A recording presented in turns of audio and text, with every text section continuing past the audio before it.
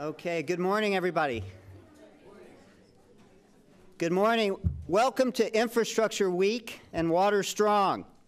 We're here at the museum and the nation's capital to have a robust discussion about the value of water and the need to invest in its future. And it's a fitting time to be here during Infrastructure Week to talk about water infrastructure and water works. I'm Ben Grumbles. I'm president of the U.S. Water Alliance. More importantly, I'm part of this great coalition called the Value of Water Coalition. Let me say a few words about the coalition. A couple years ago, some visionary leaders in the private sector and the public sector realized that we need a coordinated voice, at least one clear, consistent voice on the value of water, and to spread that across the country, recognizing that all infrastructure is local, but there's also a need for local infrastructure to be connected to the greater good and the benefits that investments provide and to our national economy and the strength of our country. The Value Water Coalition is comprised of 6 leaders in the private sector: American, United, Veolia, Xylem, CH2M Hill, MWH Global, and 6 leaders in the water association world: American Water Works Association, Water Environment Federation, Association of Metropolitan Water Agencies, National Association of Clean Water Agencies, the National Association of Water Companies, and also the U.S. Water Alliance, which actually now we're not technically a member as much as we are a facilitator, coordinator on this great coalition. So we have put together a panel discussion on one of the most important topics of the day, and it's fitting that it's here in the museum, where we are, and millions of visitors every year are surrounded by the news and the headlines. One of the headlines you're not likely to see is water lines and treatment systems are working as they should be. And it's not because they aren't. They are. Water works. But because water infrastructure is forgotten and taken for granted, buried out of sight and out of mind, it's so easy at the local level and certainly at the national level for us to lose sight of that. There are statistics, staggering numbers about the threat of a national crisis becoming a national catastrophe. So all of us today are joined in a discussion to be active and proactive. That's why the Value of Water Coalition is launching a public awareness campaign to help local leaders do more on the value of water and the need to invest in its future. One of the things that I find striking in the 2 minutes that I'm speaking here is that throughout the country, a water main break will occur during those 2 minutes. We lose 1.7 trillion gallons of drinking water a year. We lose hundreds of billions of gallons of wastewater each year because of the lack of a systematic, holistic approach and building the public support at the local level as needed. And we have local leaders who are part of the coalition. We have local leaders around the country, and I just want to assure everyone, as I look at good friends and great leaders in the audience and know that there are also great leaders who are listening in and watching by webcast, the Value of Water Coalition is not meant to be the be-all and end-all. We recognize that this coalition will grow, but we think it's great when you have 6 public and 6 private organizations coming together on the value of water and the need to invest in its future. The last thing I want to say is that there are some cards that are being passed out to those of you in the audience for some questions, possible Q&A we have with this dynamic, exciting panel. And I'm going to turn it over now to Kathleen Kelly with Center for American Progress. Thank you very much.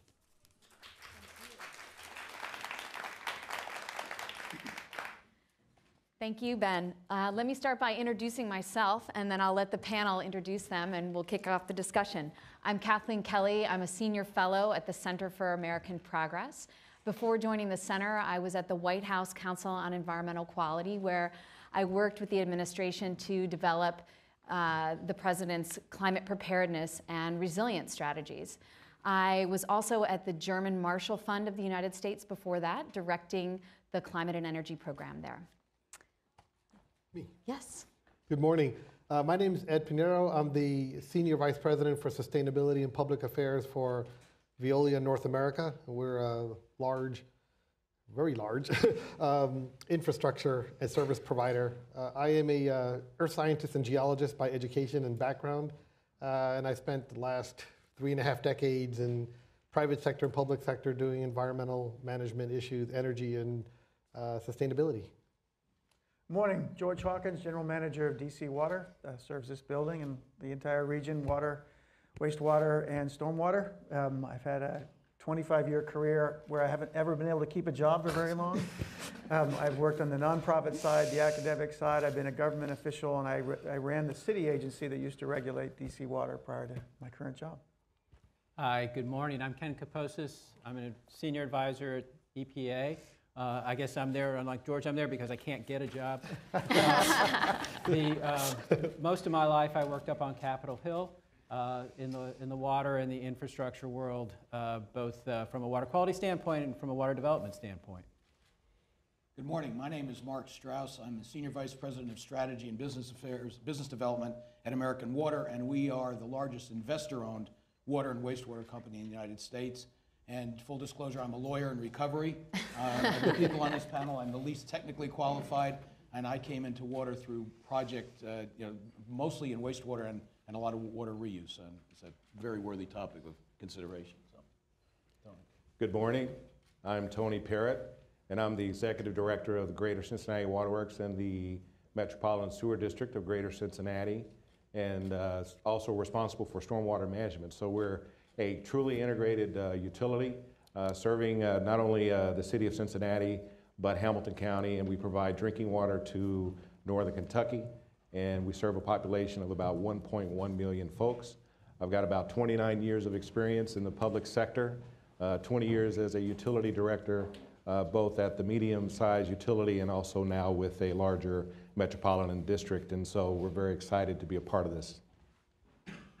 As you can see, we have an outstanding panel here today, and I'm delighted to be here as your moderator. I want to thank all of you in the audience for joining us today, and also want to thank those who are watching via webcast. I think this conversation is incredibly timely, not only because it's Infrastructure Week here in Washington, but we actually have a big challenge with our water infrastructure. While this critical infrastructure is often invisible, it is absolutely vital for our daily lives, for our families, for our community, for our public health and safety, for our industry, and for our local economies. Yet this critical infrastructure is in desperate need of repair. At the same time, it is also facing increasing risks from climate change.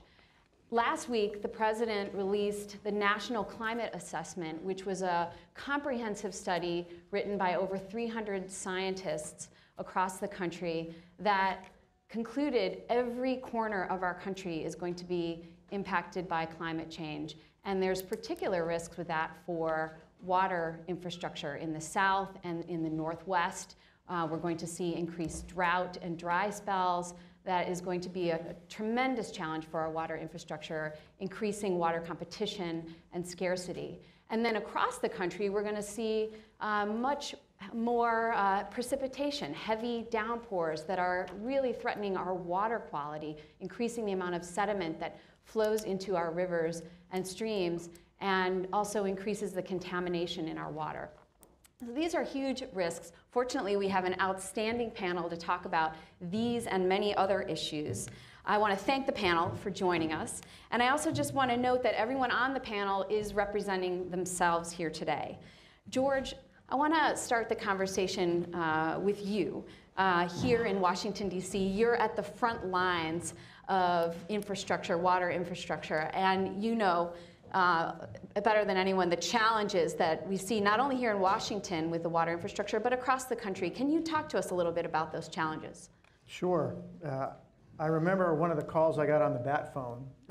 The bat phone is the phone that the mayor calls you on and the council members call you on, and you have it on you 24 hours a day. This call came through late on a Sunday night of Labor Day weekend 2 years ago.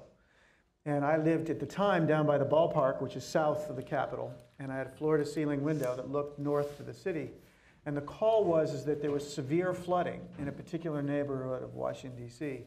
No rainfall was falling at all in my neighborhood just to the south. But I could see the incredibly dark clouds, and it looked like an edge to them that was just to the north. I ran out, hopped into my car, which is a Volt, by the way. I was a little nervous about driving into a flood in an electric car. I dropped into my Volt, I drove uptown, and I was there pretty quickly because it was just cross town and no one else was driving at this point. And we had, what had happened is so much rainfall had happened in such a short duration that we have combined sewers in Washington, like 750 cities in the United States. And the combined sewage line, which is actually huge, it starts at 7 feet in diameter and ends at 22 feet in diameter when it gets down to the Anacostia River. So much stormwater had flowed into it that it filled. If you're near the river, that allows an overflow to the river, which is a terrible outcome, but better than the alternative, which is it flowing back into homes and streets. But in the center of the city, the only overflows, they do in fact overflow to the streets and the houses, and that's exactly what had happened. The sewer lines become like water mains when they're filled to that level. They become pressurized, and they start pushing this combination of sewage and wastewater back into the system. And we had sewage going into basements throughout this neighborhood. We had so much flow on Rhode Island Avenue, which is not that far north in the city, that a car was floating down the street and their driver had to be rescued. Well, we started looking into what is the problem in this neighborhood. There's one main sewer line. It's called the Northeast Boundary Trunk Sewer that runs all the way across Florida Avenue. For those who are not in Washington, D.C., if you think of the city as the famous diamond, it's not that far up the city where Florida cuts across. That's called the Northeast Boundary Trunk Sewer because when it was installed in 1890, Florida Avenue was the northeast boundary of Washington, D.C. Prior to there being any cars, any mode of the transportation other than horses, no one lived north of that because it would take too long to get down into the center of the city. So the main sewer line, the largest sewer shed in Washington, D.C., is served by a sewer that was installed 120 years ago. That's the challenge that cities all over the country face. We have infrastructure that was installed. I've got water mains above White House that were put in before the Civil War. Our average age of our unlined cast iron water mains, which are our biggest trouble because they corrode and we have all sorts of brown water issues. Median age of our unlined cast iron water mains, 750 miles of them in Washington, D.C., is 96 years old. And I'm not a math person, but median to me, they tell me, means that half of the pipes in the city are older than that, and half are younger than 96 years old. It's an unbelievable characteristic that this essential service has that kind of age. Now, just to give you a sense of the challenge of replacing and getting up to date, according to US EPA, the average replacement of capital infrastructure by most authorities is about 0.5% a year. 0.5% of your capital infrastructure. That's a 200-year replacement cycle. In DC, when I started as GM 5 years ago, it was 1/3 of 1% a year. That's a 300-year replacement cycle. That's a 300-year replacement cycle built on the back of 100-year-old median age infrastructure. That's a 400-year. It's untenable at its core. What I've been able to do over the last 5 years is triple our capital replacement in Washington, D.C. We're now at 1% of replacement. But the challenge to all of us is the price and the cost. When I arrived at DC Water, the average single family cost per month was about $40 a month. I have tonight a rate hearing, the final of 9 that I do all myself. I have 2 police officers accompany me because some of these are pretty tough. We are making a proposal that, if accepted, will be an $88 per month average single family bill. It's more than doubled in 5 years. We've projected out 20 years of what it's going to take us in order to get the infrastructure in the capital city to where it ought to be, and we have above inflation increases projected 20 years in advance. So the challenge of this extraordinarily important infrastructure, aged to an extent that's almost mind-boggling, and the financial needs in order to update and improve it, is one that's really an incredible feature of modern society. Thanks so much, George. I'm going to turn now to you, Tony. I'd love to hear about what's happening in Cincinnati, but also I wanted you to reflect a little bit on the report that was published for this event, Invisible to Invaluable, which is a report that's on this event website.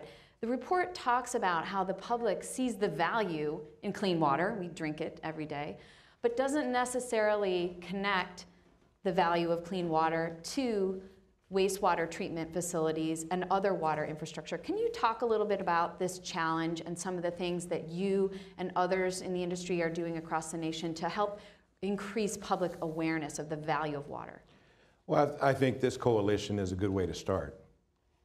You have members that are involved that have done a great job in terms of the campaign.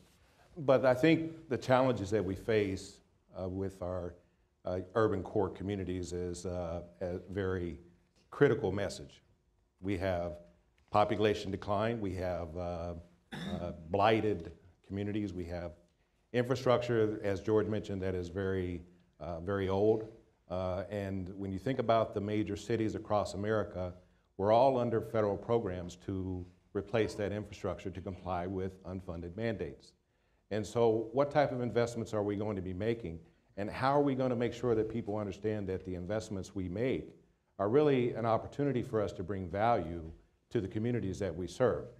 For example, last fall we had a discussion with about 20 general managers across the country. And with those 20 general managers, the cities that we serve, we collectively are going to be spending about $12 billion a year. $12 billion a year in terms of our operating budget and our capital budget.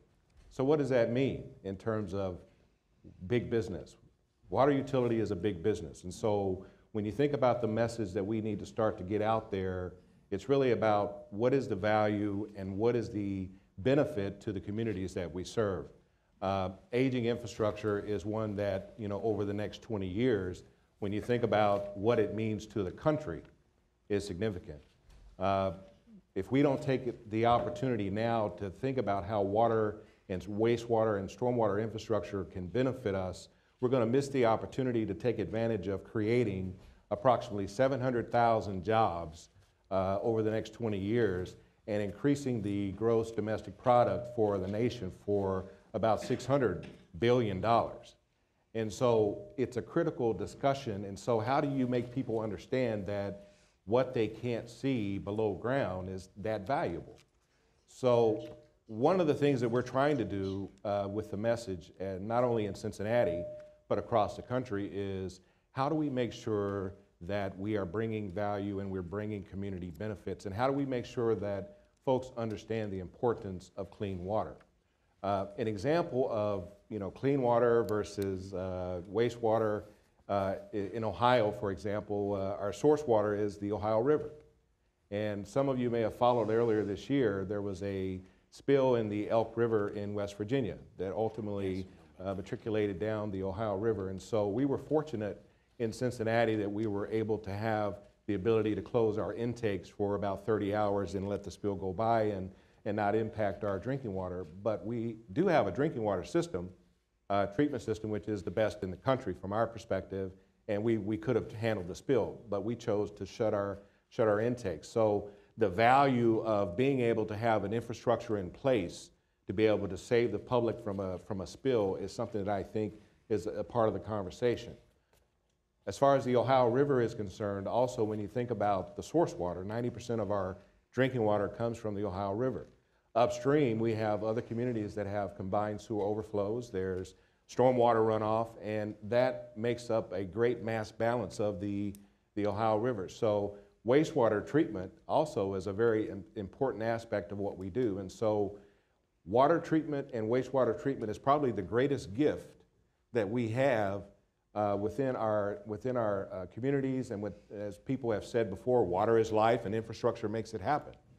So one of the things that I think is very important is that we understand that unless we invest in the infrastructure that we are using to serve the community at this point, I think the American Society excuse me, of Engineers reported that the grade of our infrastructure, water and wastewater, is at a D. It's a letter grade of a D. And I'm not a rocket science, but I think that's one letter grade above an F. So, we're at a critical state, and I think that we need to pay attention to what's happening, and we need to continue to collaborate not only with the associations and not only with the other utilities, but we need to do a better job of elevating the conversation here in Washington, D.C., And as a community, we have to bring forth a message that will allow folks to graduate their minds to a higher level of understanding on how critical water and wastewater and stormwater infrastructure investments are and what it means to them and in their communities. And I think that is part of the strategy that we need to employ. Great. Thanks so much, Tony. I want to ask you a quick follow-up question. A couple months ago, for the Center for American Progress, I wrote a report called Climate Change, an Unfunded Mandate. And since you mentioned unfunded mandates, I wanted to ask you a question about this. In the report, we highlight Grand Rapids, Michigan, a city in the Midwest like yours, which is facing much more heavy downpours and increased precipitation that is creating huge challenges for the sewage system. And so the city is now forced to make very expensive upgrades to the sewage system. I'd love to hear if you're facing similar challenges like that in Cincinnati. Yes, we are. I think one of the things that is driving a lot of the programs and a lot of the projects that we're doing in the Midwest is, of course, in our combined sewer systems. And when it rains, it pours. And so in Cincinnati, our combined sewer overflows obviously is something that we're focused on, because it's really, our combined sewer overflow is probably the 5th largest in the nation.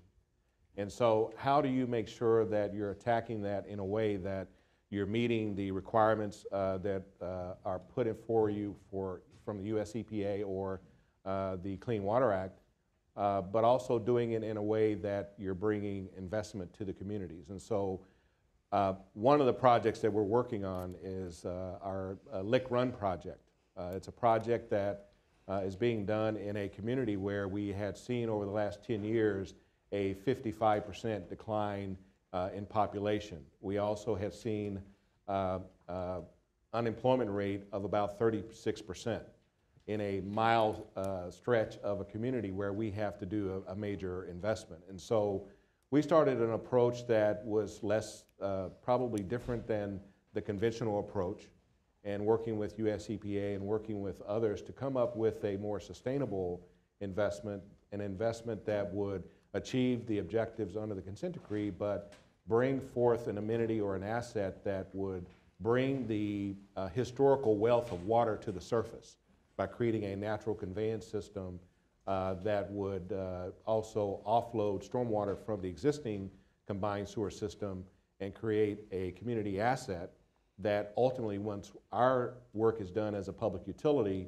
it would influence maybe private side, or what I would like to call private side action or private side investments that will create jobs, rebuild communities, and spark revitalization. And so I think there's a blend or marriage of how we invest our infrastructure to make it sustainable and make it something that's going to be a benefit and a value to the communities that we're serving. Great, thanks so much, Tony. Ken, I want to turn to you from EPA. Over the course of your very impressive career, you've worked on a whole range of infrastructure issues. I think one of the challenges with water infrastructure is it's often this forgotten infrastructure. Can you talk a bit about how water infrastructure differs from, say, transportation infrastructure? Oh, thank you. Yes, I very much agree with that statement, that water infrastructure has often been the stepchild of infrastructure investment.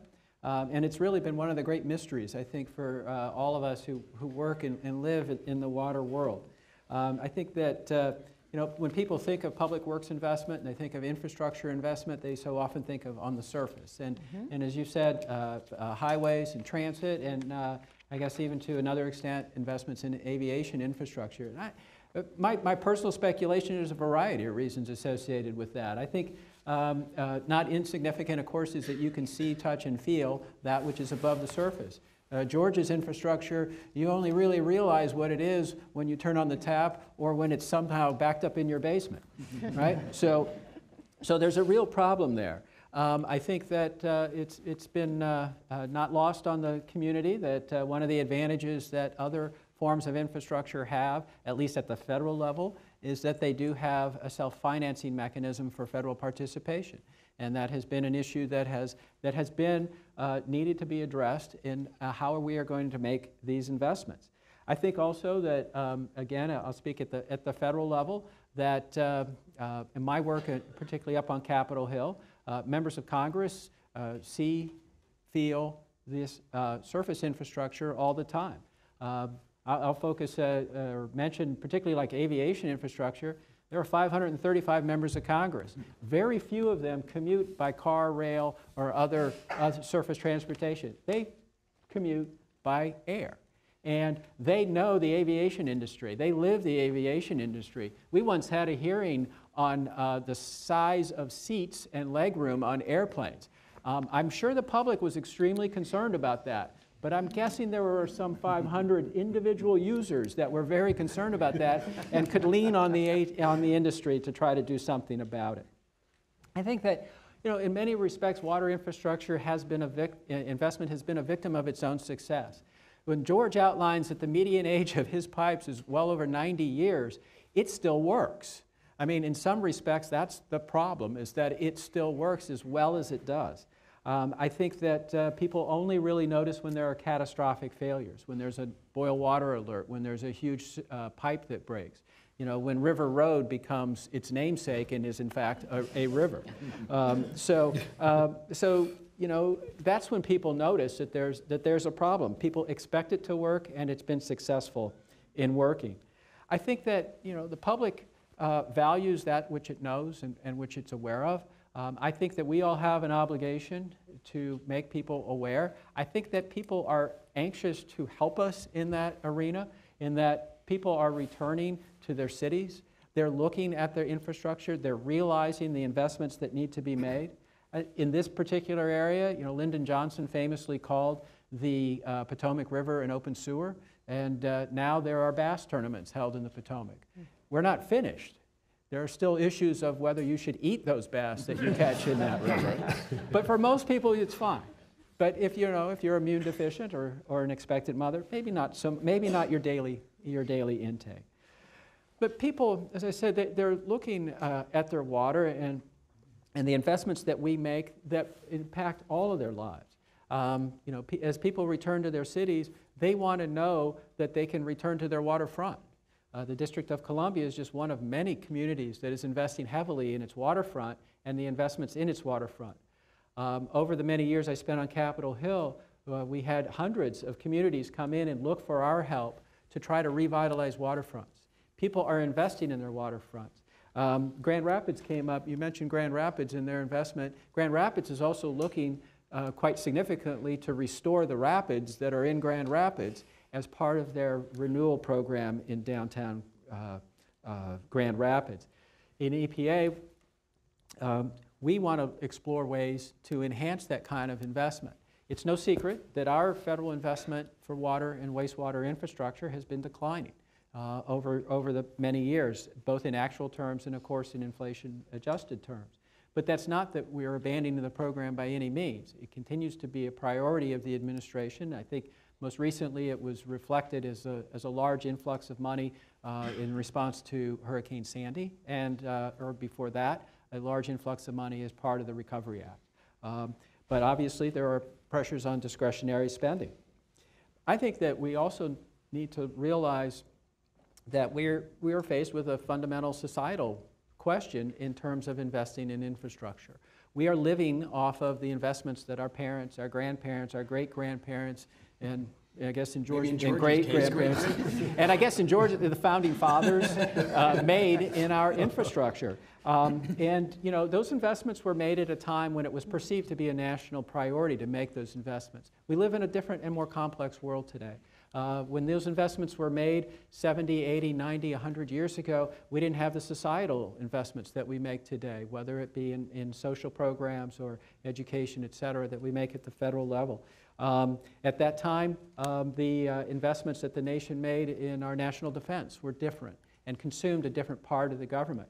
I'm not mentioning any of this to criticize our current spending plan. I think it's just in a public awareness that we need to make sure that we raise the profile of the need for these investments, the various benefits that are associated with these investments, and it's not just about moving water, it's quality of life is really what we're talking about. This is an opportunity at this point.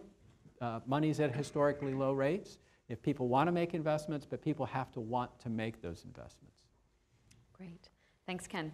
I want to turn now to Mark Strauss from American Water.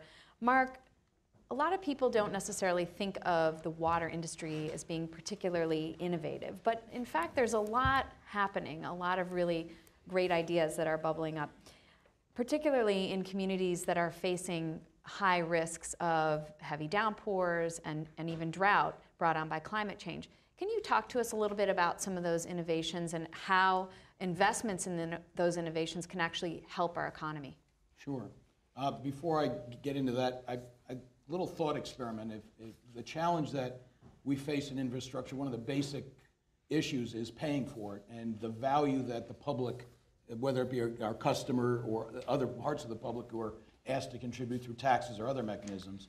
And I think one of the challenges we have is that we're talking about renewal and maintenance of the infrastructure that exists. If you lived in a community where you had to go out, walk 5 miles to get a bucket of water, or you did not have indoor plumbing, and somebody showed up at your door and said, for the price of $100 a month, you can now have indoor plumbing, running water, and sanitation, you'd probably take that bet. George is going out trying to convince people to pay $88 a month when they're used to paying far less. And we've been trading on our existing infrastructure, and we've basically been victims of our own success. So how do you attack that issue to keep and get the public trust and in fact enhance it? And innovation is one of the routes to help get that done. I think there's 3 buckets you can think about innovation. Usually when you hear the word, you think about technology, and that's a big chunk of it. But I think there's also, and I'll get to that in a minute, but there's also innovation in terms of just how we think about water.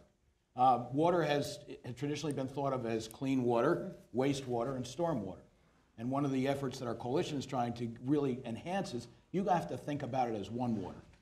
Wastewater is, even that word is a misnomer. If you think about it differently, that type of water has a lot of value to it if it's handled correctly.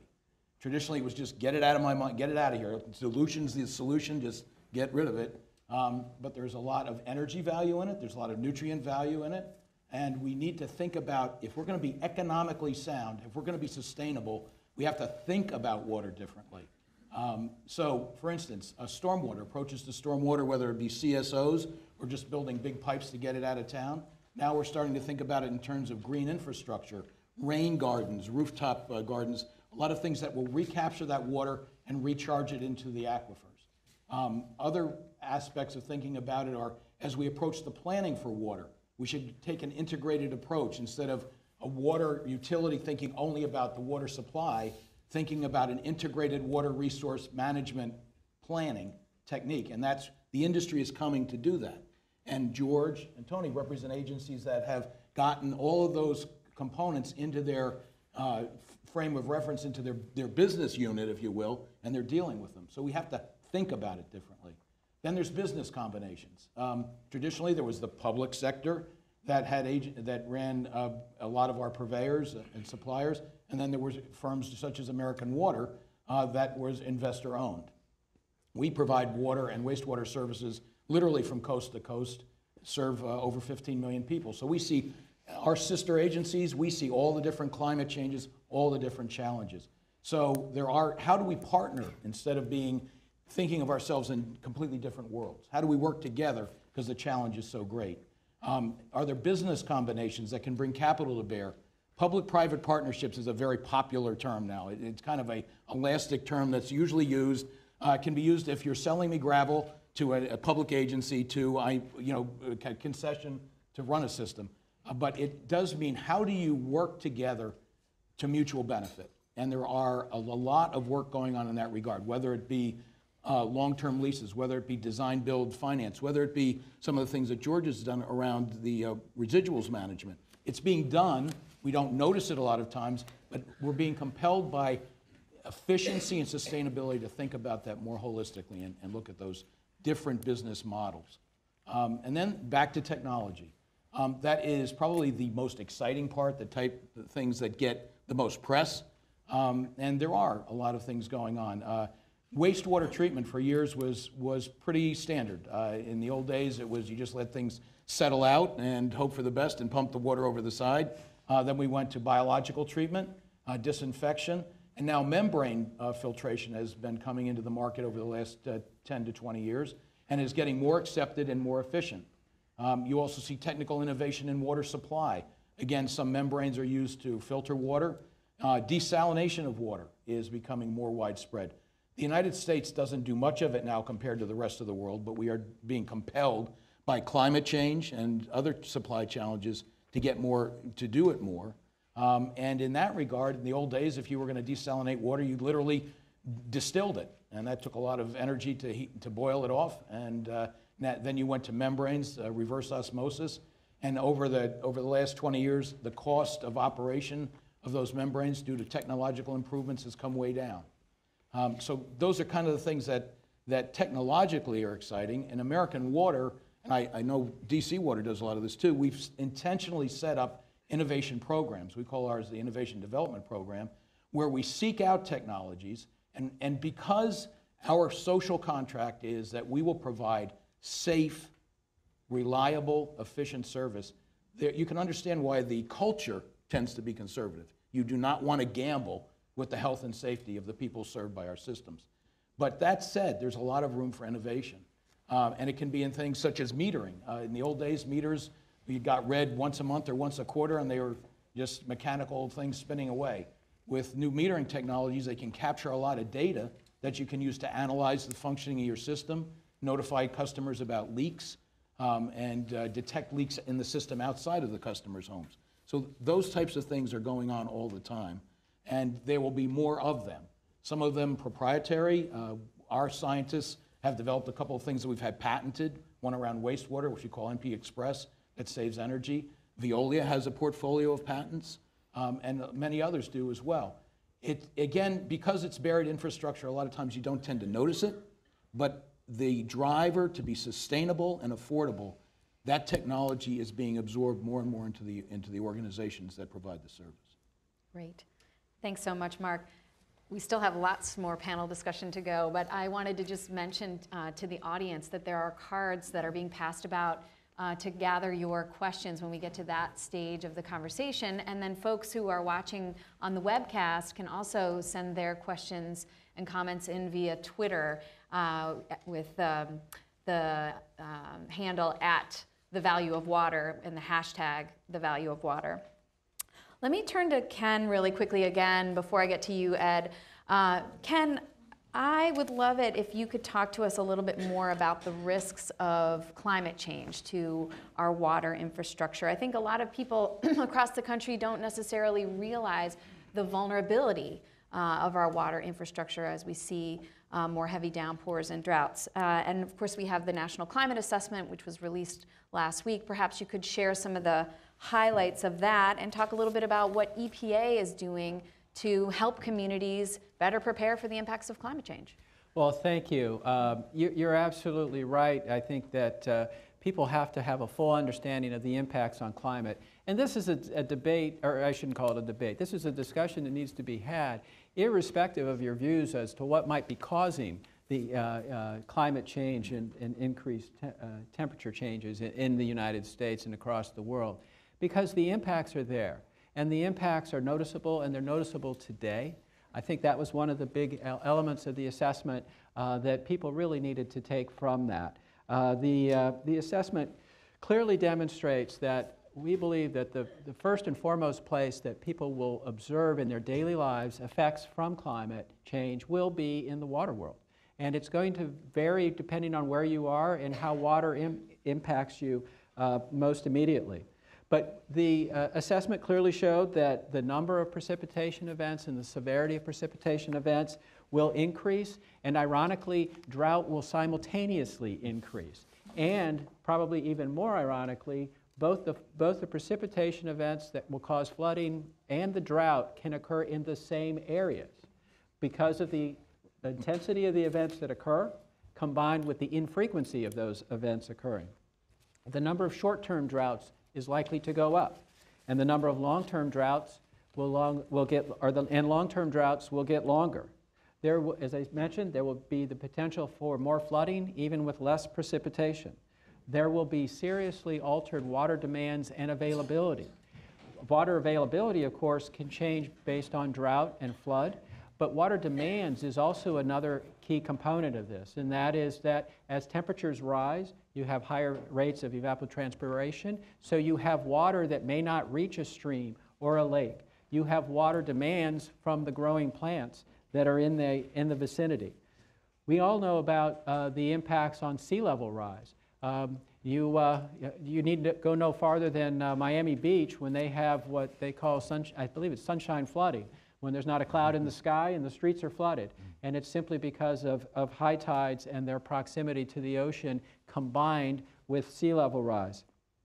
Storm surges are going to be more severe everywhere, because when you start with a higher level, all you need to do is add another couple of feet, and now your 2-foot storm surge is a 3-foot storm surge. And many coastal areas are not prepared for that. Coastal water supplies are imperiled, because again, as the water level rises, it puts more pressure on the freshwater resources that people rely. Again, Florida is a classic example. Floridians have to pump millions and billions of gallons of water into their aquifers to keep the salt water out. Increased air temperature. As many of you may remember from science, as the air temperature goes up, its capacity to hold water goes up. It leads back into the idea that what we're going to see is we're going to see more severe storms when those storms occur. Many of the communities, of course, along the coastal areas are going to be particularly vulnerable to climate change and sea level rise. But it's not just those communities. People are feeling it in other areas of the country as well. Last summer, Administrator McCarthy was out in Iowa at the Iowa State Fair, an event everybody should do at least once in their life. Even if you're not running for president? Even if you're not running for president. If nothing else, you've never seen rabbits or pigs as big as they have them there. And as she says, they also have the world's best pork chops. They're famous pork on a stick, which I think is healthier than a fried Snickers bar on a stick. But the real point I wanted to make is that as she was visiting with farmers out there, you know, you don't have to have a discussion on climate change and the causes of climate change. What you have is a discussion of people who live and die economically based on what happens in the skies. And they know that their weather patterns are different. Yeah. A farmer who's been farming in Iowa for 50 years knows that his precipitation patterns are different and his water demands have changed. He wants to address that today. And he needs to address that today to stay economically viable. So I think that as I said, climate change is a big discussion here in Washington, but its impacts on our water supplies and our water use and how water impacts us on a daily basis is here, it's now, it's today. Thanks so much, Ken. And you mentioned sea level rise. Of course, we saw earlier this week a new study that's showing that the Antarctic ice sheet is actually incredibly vulnerable and is now starting to break apart. This is one of those tipping points that scientists hope would not happen. And this, of course, is going to have a dramatic impact on sea level rise and really threaten coastal communities, coastal infrastructure, including water infrastructure. Let me turn now to you, Ed Pinheiro from Veolia North America. Ed, can you talk to us a little bit more about the potential risks of actually failing to invest in upgrades to our water infrastructure, this critical infrastructure that we all rely on daily, and even some of the risks that we face in a changing climate without those upgrades? Right, okay, well, good morning again. I want to preface the response to that question a little bit in the context of what you've heard so far. I was born and raised in the Bronx. I'm an inner city kid, and to me, water infrastructure was a faucet in the toilet. And I was a nerdy kid. I was interested in science and technology from the very beginning, and I never thought beyond the faucet in the toilet in terms of the water infrastructure. So part of one of the implications of not investing is that's how you end up, the raising of awareness ends up happening in an unfortunate situation, where the only time awareness and interest comes from the general public is something bad happens. So one of the early steps to alleviate one of these implications is understanding the importance of this. We're a global company. I do a lot of water-related activities around the world. It's amazing how many people in other countries have this perception that North America has a perfect water structure, perfect distribution system, everything works. Why are you even talking about investing in that water infrastructure? We should be building new infrastructure systems in different parts of the world. There's just a lack of understanding of this. So in terms of the impacts and the concerns of not investing, well, one is very immediate, and you've heard this. Tony and George are the best ones to talk about some of these frontline issues. You see the ruptured water pipes, the boil water alerts, the flooding of alerts, very immediate. You've heard Ben mention 1.7 trillion gallons of water is lost due to the failing infrastructure. I did a little math last night. That's enough water to supply everybody in the Baltimore, Washington metropolitan area for a year and a half. And that's just water that just is getting lost in the system. So as graphic as that is, there are certain things that are kind of lurking in the darkness that are potential implications of not investing. First of all, realizing that only 14% of our fresh water is out of the infrastructure is used for domestic use and drinking. The other 86% goes into manufacturing, industry, and agriculture. So when you talk about failing infrastructure and lost resource, yes, it's the home, it's the residents, but it's also industry, it's commerce, and it's our entire food supply. So that's when you heard comments about jobs and impacts to GDP and so on, that's what's happening. It's because this infrastructure is supporting so many different elements. So let me just quickly touch on three areas. One is, it was already alluded to in the previous question about climate-related implications. And you've heard a lot mentioned already about the impacts from climate change. From an infrastructure perspective, what does that mean in terms of investment? We talk about investing in infrastructure. It's more than fixing the leaks and fixing the problems. It's new infrastructure. It's new changing patterns. If drought patterns change and water supply changes, that moves people, it moves industry, and it moves agriculture. And with it, the infrastructure has to follow. So when we talk about infrastructure investment to keep up with what's happening, you have to overlay that. It's not a matter of just going back and fixing what's already there. It's moving things around. Very graphic example of this is in Tampa, switching from surface water to groundwater because of the saltwater incursion. That changes the infrastructure. That's different treatment systems, that's different piping systems. So even if everything works fine, if you have to switch a source, that has an implication in long-term investment. One other point on this issue about climate, we partnered with Columbia University to do a study on drought issues. And one of the things that's forgotten a lot is that if you have a drought year, if the next year is fine, unless it's fine enough to make up the deficit from the drought, you're still a little bit behind. And if you have this accumulating drought, you get deceived thinking, okay, that was 2 years ago and everything's okay now, but your resource may be deficient because it didn't make up that. And what's interesting about that, when you list the cities, when you correct the water supply picture for that accumulating deficit, the #1 city in the country that has that risk is Washington, D.C. You wouldn't have thought about that. But when you look at that pattern of risk, it's one of the areas that scored very high. So again, thinking about this to drive the investment. Another thing, the second point has to do with going back to this issue of industry and manufacturing. We tend to think of them as different systems. In other words, we have the domestic supply and that infrastructure, and somewhere over there's all these factories and they're using water, and yes, they have infrastructure needs, but they're over there and we're over here. And in reality, that's not the case. Many of these industries, many of these operations, many of these manufacturing are within the same systems that we're talking about in this discussion. So when you talk about impact and need for investment, that's how you figure in that economic implication. I think there's a silver lining to that cloud because that introduces the possibility of a different kind of public-private partnership.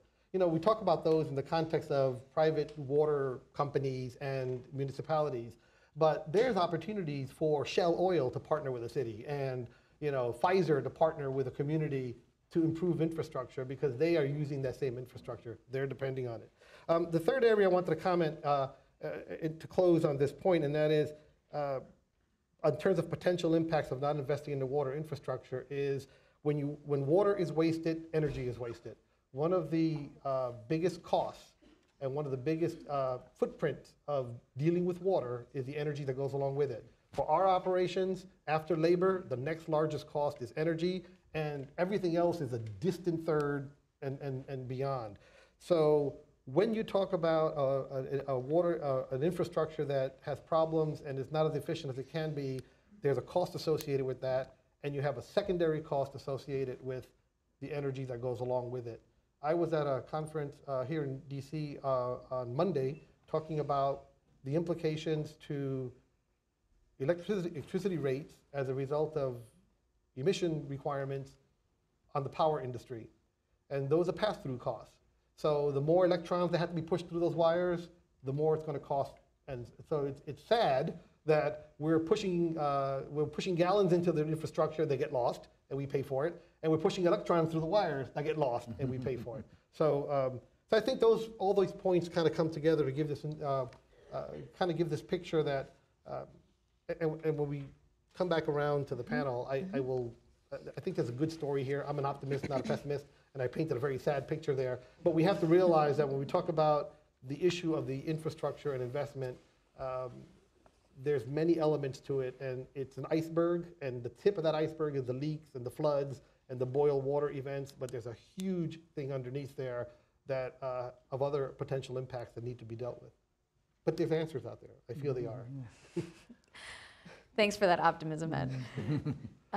Let's go back to the front lines here in Washington, D.C. and in Cincinnati. And I want to turn to George and Tony again to have you each talk a little bit more about how your utilities are preparing for the future, especially a future that is going to involve climate change and serious risks to our infrastructure.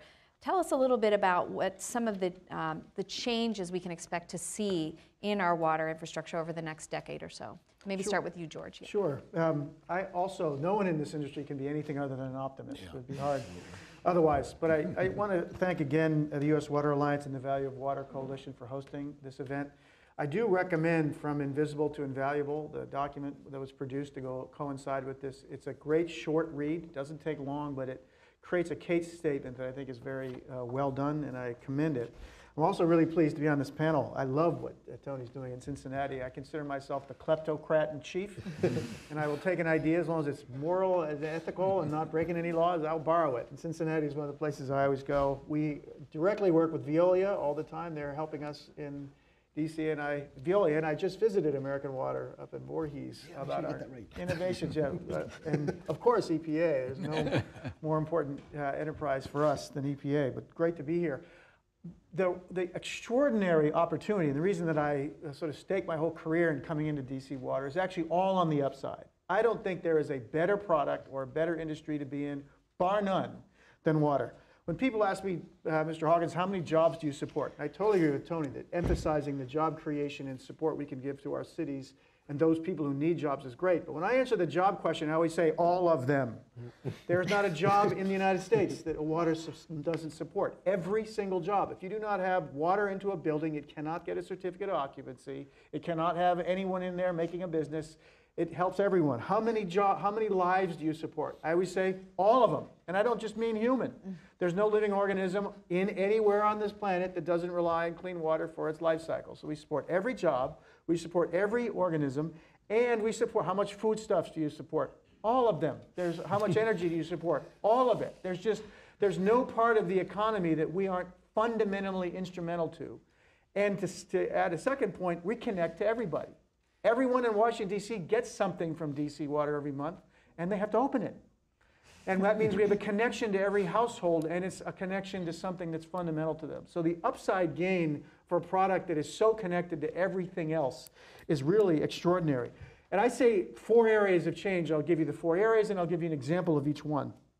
First is having this extraordinary product, marketing it and presenting it to the public we serve. It's an incredible opportunity. You look at the logo I have on my shirt here, DC with a water drop, water is life is our phrase.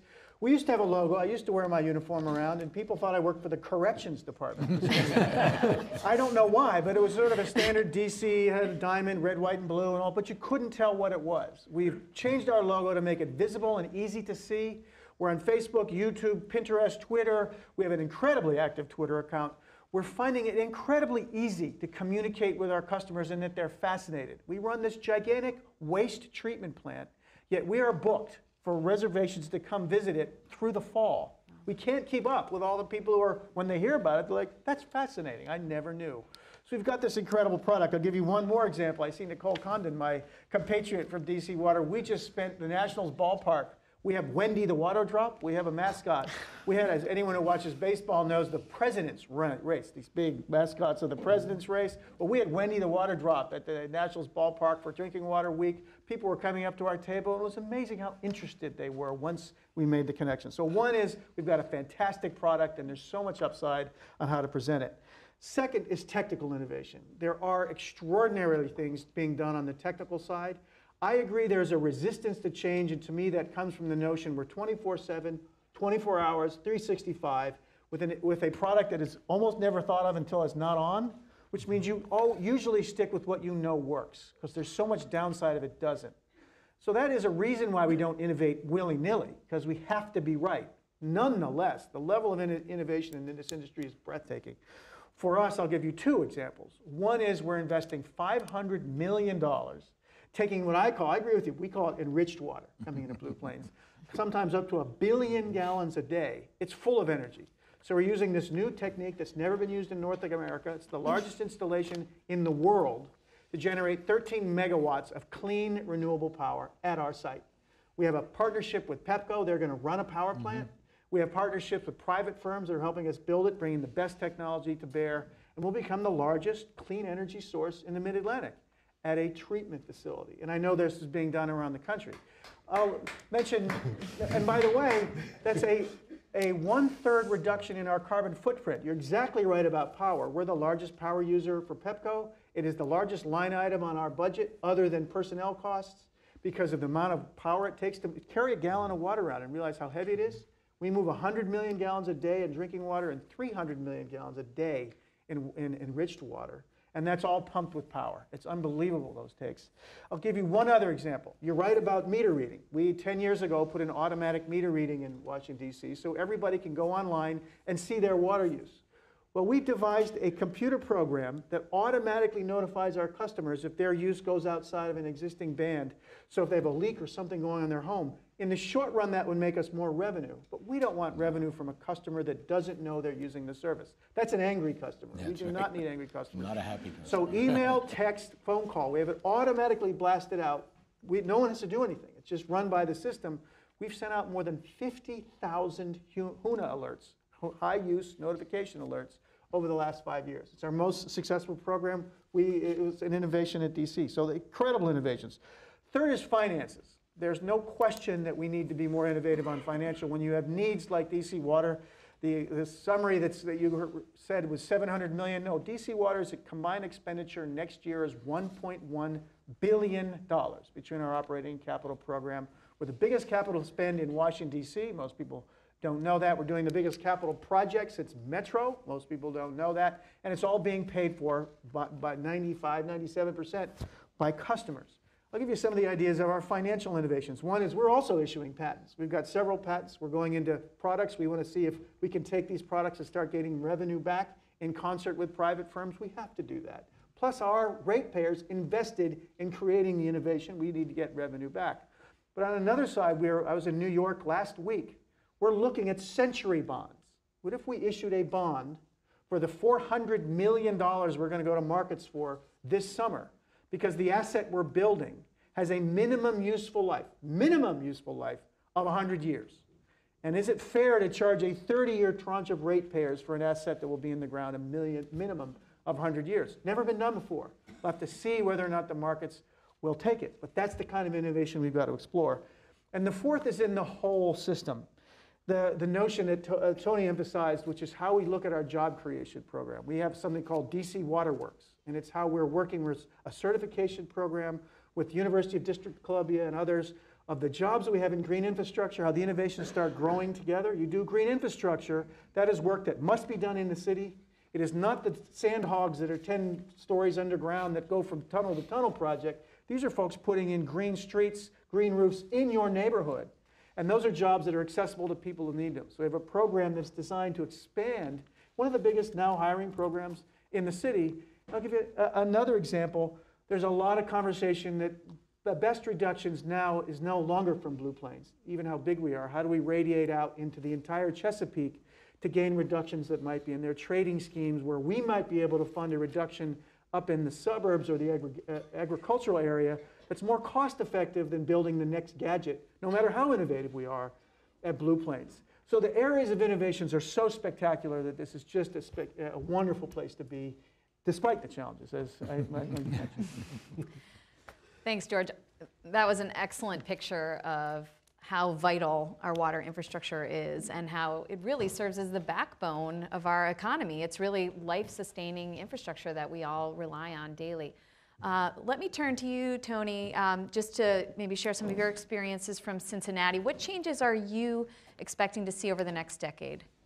Well, you know, I first want to say that this discussion has been very rich, and I would agree with what you said earlier, that we need to continue to break down the silos between water, wastewater, and stormwater. We need to continue to break down the silos between public and private utilities, because as we move forward to get to one water, we've got to be able to do that. In Cincinnati, for example, we've done that. We've went to sort of an integration of our water and our wastewater utilities under one administration, one management. And so now you have water, wastewater, and stormwater all as a part of one water. And probably there's a dozen more cities out there, San Francisco, others, New York, others that have that already in place. But it's important as we move forward over the next decade that we look at more integrations between water and wastewater and stormwater. The other thing I would say is that when you think about regionalization, in order for utilities that are serving the urban core communities to survive, we've got to be able to grow our systems. And we've got to be able to work more collaboratively with our neighbors. Does it make sense for a small or a medium-sized utility to make a $20 million investment for lime softening or for filtration when you have source supply or drinking water supply that you can get to that community quite cheaper? So regionalization, I think, is going to be a trend that's going to continue over the next decade. I think that when you look at the term of technology, you know, we're all doing great things from a technology standpoint, but how are we using that technology to create what I would call new business lines? We can no longer just think that we can get revenue from our ratepayers for the water or the wastewater treatment services that we provide. So how do we take that technology and how do we create new business lines to bring in other sources of revenue for the public utility? I know on the private side, you know, they've probably been doing that and thinking about how do we create new business lines, how do we bring in new revenue for quite some time. In the public sector in Cincinnati, we've started doing that. We've started looking at how do we, and we're providing customer service and call center service to, for example, Alexandria, Virginia. We're also providing it to Lexington, Kentucky. So that's a new business line that we took on as a utility to bring in additional revenue. How do we take technology that is going to be what I would call smart technology as it relates to how we're viewing and monitoring and operating our systems through real-time controls and SCADA systems, and how do we use that sensors and those new technologies to provide services maybe to operate other systems that are within our region for a large utility. I think those are great challenges that we have, but I think opportunities for us as utilities. And I think the other area that I think that we need to kind of look at is how do we be more collaborative with other things that are already going on in our community. For example, in Cincinnati, we know that the Department of Transportation is doing a lot of rebuild of the interstate system, whether it be I-75 or I-71. And how do we collaborate with them to make sure that we're getting projects done in conjunction with that construction so that it's cheaper for the community that we serve, so that we're not coming back 5 years from now or 10 years from now and trying to do something within our own water or wastewater system. Let's do it and collaborate with those type of agencies now. Understanding the objectives that HUD has from a national perspective on how we create livable and walkable communities. And so that's why the discussion about sustainable infrastructure and green infrastructure is so important, and how do you set up the codes or change the local codes to make sure that you're creating neighborhoods that are livable, walkable, so that you can bring back population to the urban core of our communities, so that you have communities that are really based upon what the community wants to see, what the community wants to have in terms of its own vision. And so our motto is that first of all, you have to be able to leverage the infrastructure investments that you're making. You have to understand the current conditions of the communities that you're serving, whether it be blighted properties, whether it be unemployment. In the urban core America, and you can name it. You can name it Milwaukee, you can name Cleveland, you can name Cincinnati. We have urban core communities that have unemployment of 40 to 50%.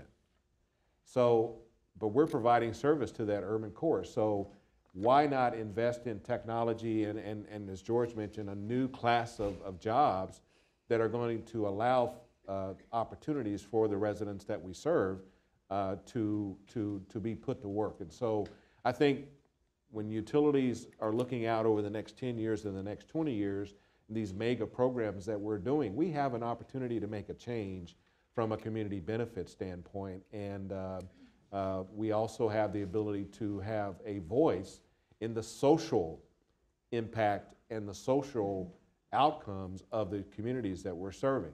An example would be there's a lot of discussion about, how do we take the communities that have these high unemployment rate. There's also the issue of recidivism. Folks that, ex-offenders that get out of prison, how do we make sure that, we put people to work, and how do we make sure we take the strain and the pressure off of the law enforcement? Now, there's a lot of cops in town this week for some reason, and some of the frustrations that they talked about last night was the reoffending or the recidivism that they face in their communities. And so utilities can be at the table to be a part of that social discussion on how we address that issue in our communities. So we're reshaping what the role of utilities are in our communities. And I think that now is the opportunity for us to do it because we're at such a critical stage with our infrastructure, and we already know that we have to make those investments. So how do we leverage those investments? Great. Good answer. Thanks so much for those insights, Tony. It's really refreshing to hear how closely you are working with the communities on the ground, really addressing their specific needs and meeting them where they're at to provide critical services through your water infrastructure. Let's turn now, let's go back to Mark and Ed. We'd love to hear from both of you some more specifics about exactly the kinds of investments that water utilities need and how those investments would help to grow our economy. Maybe, Ed, let's start with you. Okay. We've talked a lot about this need for, and again, I'd like to preface my suggestions. We've talked about $1 trillion that's needed for infrastructure improvement. It's a huge number, and it's intimidating, but you want to compare it to the implications of not dealing with it. We've got 734, as you'll see in the report that George talked about, that goes, talks about this topic. We got $734 billion in lost sales as a result of impacts to the economy as a result of the water infrastructure. The impact just over the next 6 years to the GDP is about just about $500 million, $416 billion. So you start looking at those numbers, and trillion doesn't look so big. It's still a lot of money, but it doesn't look. I like to think in threes. So let me make three more suggestions in terms of specifics. One is preventive is always better than reactive when you have the opportunity. So the investments and the the developments in metering and detection and monitoring, although it may seem to some like, well, we don't have the money to spend that now, or we don't have the time to spend that now. That dollar is always better spent in a preventive mode than reactive. The second one has to do with, again, we've heard this referred to as this issue of innovative financing, different ways to do it. The traditional model of rates based on throughput only is difficult. We had another study that we worked on with Columbia University looking at water rates and utilities and looking at different variables with utilities and water rates. And one of the things that we realized is that between 2000 and 2010, on average, utility debt has gone up by 33%, and the water rates have gone up by 23%. And that's an average. Some of the large utilities, and you were a very good example, and I didn't even plan this, some of the very large utilities have seen 100% increases in these parameters. But if you were to say, have we seen 100% improvement in the infrastructure, you would say, well, maybe not. That's the whole reason why we're having this discussion. So we need different innovative models to try and do this, because not only is it a difficult sell to constantly keep raising rates, these studies show that even doing that doesn't necessarily guarantee that it's going to be a one-to-one relationship. So those innovative models will be very helpful. And I actually mentioned one in my earlier comments about looking for different entities with which to partner. You know, there are other potential sources of collaborative investment. My third one is, like I mentioned at the beginning, I'm a geologist, I'm an earth scientist, and I'm a sustainability officer.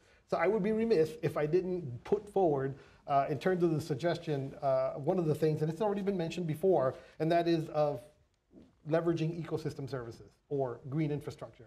And that is using the ecosystem. And there's a couple of very specific reasons. When we talk about green infrastructure, and it's incredibly encouraging to see the exponential uptake and integration of this concept into the water infrastructure. I think, personally, that is going to be, if not the game changer, one of the game changers in terms of really turning around the rate of improvement of water infrastructure.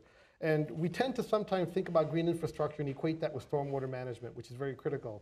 But green infrastructure helps with wastewater treatment, and it's also source water protection. You know, the ecosystem and nature have been doing this nature has been a water manager for billions of years. So it's built up some experience and the ability to do this. We talk about in the built infrastructure innovation in the sense of multifunctional utilities. In other words, utilities that energy, waste, water reuse. The ecosystem has been doing that for billions of years. That's the way it operates. It's multifunctional systems to maximize resources. So we need to think about it this way. And let me kind of wrap that point on going back to my comment I made in the beginning about I came from the Bronx. So my wife is from a little town in the Catskills in upstate New York. And when you live in New York City and you grew up in New York City, particularly in the inner city, upstate New York might as well be Mars. You know, it's way far away, and I don't even know why it's called New York, because it's someplace else. One of the things that was interesting when I met my wife is not far from where her grandmother lived was one of the reservoirs for the New York City water system. And it was mind-boggling to me to understand that the water that in the pipe, that when I was a little kid, to me that's where it came from, actually sourced from close to 200 miles up in the mountains. And that whole story has come around again in my current role, because source water protection, in other words, protecting the ecosystem and let it do the job of maintaining the quality of the drinking water for the most part, so that it minimizes the impact on the built environment, is a significantly better investment.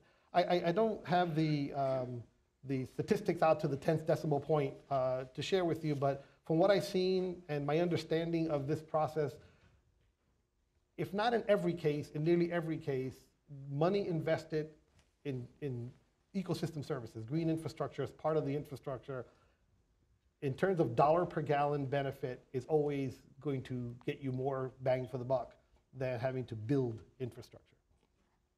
So, fantastic. Mark, would love to hear your thoughts Like on he this said. as well. Makes it I easy. I think picking up on where Ed started, you know, there has been and continues to be the temptation of doing nothing. Because as long as you literally have something coming out of the tap that doesn't smell or have a funny color, and as long as you flush the toilet and it goes away, there's always the impulse to say, well, you know, that the study, the EPA, the engineers, all these utility executives and heads of agencies, they're self-interested, they want to get this done. But there is a real cost to doing nothing. So the investments, there's well proven, there's multipliers of just from an economic driver standpoint, there is a business case to be made for the investment. But if you don't, in human terms, some of the studies suggest that over the next 10 years, if we don't make these investments, you're going to see a loss of not only jobs, but personal income, the order of about $500 billion. So let's say that study is off by 50%. Anybody want to say, well, $250 billion here or there, that's not really big money.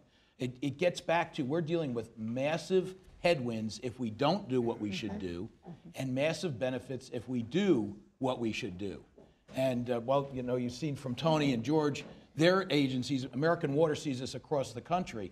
We spend between $900 million and $1 billion a year on our infrastructure.